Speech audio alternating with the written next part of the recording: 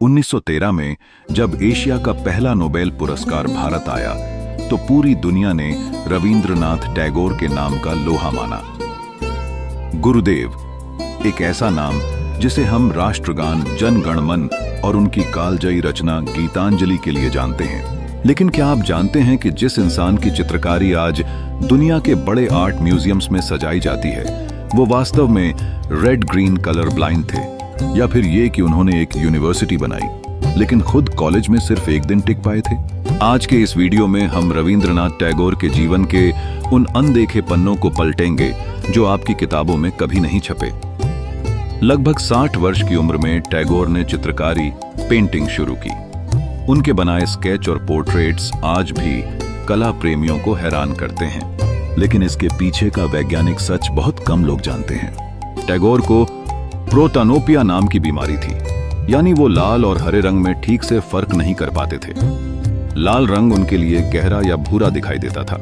यही वजह थी कि उनकी कलाकृतियों में एक अलग ही डार्क, इंटेंस और रहस्यमयी कलर पैलेट देखने को मिलता है, जिस रंग दृष्टि की कमी को लोग एक बाधा मानते। गुरुदेव ने उसे अपनी सबसे अनोखी आर्ट स्टाइल बना दिया। बात 1877 की है। साहित्य जगत में एक 16 साल के युवा कवि की रचनाओं ने तहलका मचा दिया।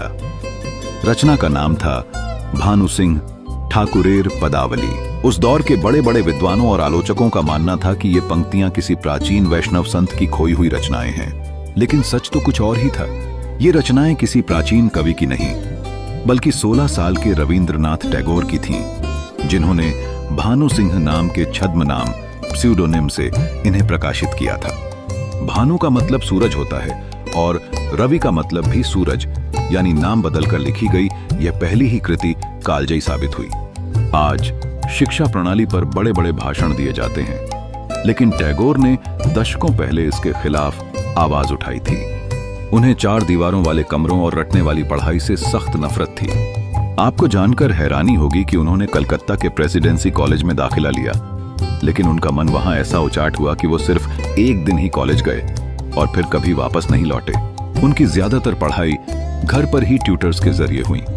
आगे चलकर इसी सोच के साथ उन्होंने शांति निकेतन और विश्व भारती विश्वविद्यालय की स्थापना की, जहां बच्चे बंद कमरों में नहीं बल्कि कुदरत की गोद में पेड़ों के नीचे बैठकर पढ़ते थे।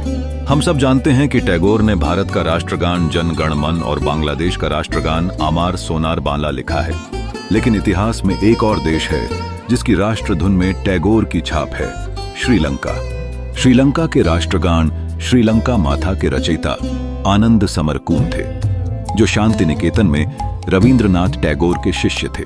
उन्होंने यह गाना टैगोर की संगीत शैली रविंद्र संगीत और उनके सीधे मार्गदर्शन में तैयार किया था, यानी एक ही महापुरुष की कला ने भारतीय उपमहाद्वीप के 3 देशों की पहचान बनाई। 1915 में ब्रिटिश हुकूमत ने उन्हें सर नाइटहुड की उपाधि से नवाजा था, लेकिन जब 1919 में जलियांवाला बाग का क्रूर हत्याकांड हुआ तो उन्होंने बिना किसी डर के वायसराय को पत्र लिखकर अपनी नाइटहुड की उपाधि वापस लौटा दी। उन्होंने साफ कहा, अत्याचार के इस दौर में सम्मान के ये तमगे हमारे अपमान को और बढ़ा देते हैं। रविंद्रनाथ टैगोर सिर्फ शब्दों के जादूगर नहीं थे, बल्कि एक ऐसे दूरदर्शी थे जिनकी सोच अपने समय से बहुत आगे थी। इनमें से कौन सा फैक्ट आपको सबसे ज्यादा हैरान करने वाला लगा?